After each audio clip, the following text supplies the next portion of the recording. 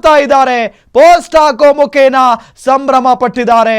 ಈಗಾಗಲೇ ನಟ ಕಿಚ್ಚ ಸುದೀಪ್ ಅವರು ಕೂಡ ಖುಷಿಯನ್ನ ಹಂಚಿಕೊಂಡಿದ್ದಾರೆ ಸೋಷಿಯಲ್ ಮೀಡಿಯಾದಲ್ಲಿ. ಜೊತೆಗೆ ನಮ್ಮ ಮಾಜಿ ಮುಖ್ಯಮಂತ್ರಿ ಕುಮಾರಸ್ವಾಮಿ ಅವರು ಕೂಡ ಕರ್ನಾಟಕದ ಪ್ರತಿಯೊಂದು ಕ್ರೀಡಾಪಟುಗಳು, ಪ್ರತಿಯೊಬ್ಬ ನಾಗರಿಕರು ಈ ಬಾರಿಯ ಕಪ್ ನಮ್ಮದೇ ಅಂತಕ್ಕಂಥ ಒಂದು ಆಶಾಭಾವನೆಯಿಂದ ಹಲವಾರು ದೇವಸ್ಥಾನಗಳಲ್ಲಿ ಪೂಜೆಗಳನ್ನು ಮಾಡಿ ಈ ಬಾರಿ RCB ತಂಡ ಗೆಲ್ಲಲೇಬೇಕು ಅಂತಕ್ಕಂಥ ಪ್ರಾರ್ಥನೆ ಸಲ್ಲಿಸಿದಂಥದ್ದು ಕಳೆದ 2-3 ದಿನಗಳಿಂದ ನಾವೇ ನಿರಂತರವಾಗಿ ನೋಡಿದ್ದೇವೆ. ಇವತ್ತಿನ ಈ ಒಂದು ಅಂತಿಮವಾದಂಥ 18 ವರ್ಷಗಳ ಶ್ರಮ ಇವತ್ತು RCB ತಂಡ ಫೈನಲ್ನಲ್ಲಿ ಗೆಲುವನ್ನು ಕಂಡಿದ್ದಾರೆ.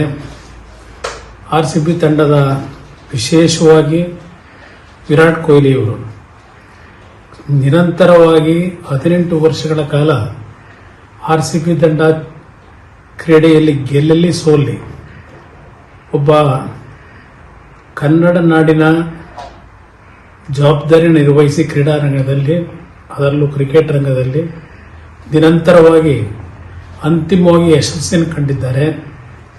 ಅಂತಿಮವಾಗಿ ಜಯವನ್ನು ಪಡೆಯತಕ್ಕಂಥ ಸಂದರ್ಭದಲ್ಲಿ ಅವರಲ್ಲಿ ಏನು ಒಂದು ಆನಂದ ಬಾಷ್ಪವನ್ನು ನಾವು ಕಂಡು, ಈ ಒಂದು ತಂಡದ ಪ್ರತಿಯೊಬ್ಬ ಕ್ರೀಡಾಪಟುಗಳ ಕಣ್ಣಲ್ಲಿ ನಾವು ಕಂಡಂಥ ಆನಂದ ಬಾಷ್ಪ ಪ್ರತಿಯೊಬ್ಬರಲ್ಲೂ ಇವತ್ತು RCBಯ ಒಂದು ಗೌರವವನ್ನು ಎತ್ತಿಡಿಯಬೇಕು ಅಂತಕ್ಕಂಥ ನಿಟ್ಟಿನಲ್ಲಿ ನಿರಂತರವಾಗಿ ಈ ಒಂದು IPLನ ಮ್ಯಾಚ್ಗಳಲ್ಲಿ ಅವರವರದೇ ಆದಂಥ ಶ್ರಮವನ್ನೇನು ಹಾಕಿದ್ದಾರೆ.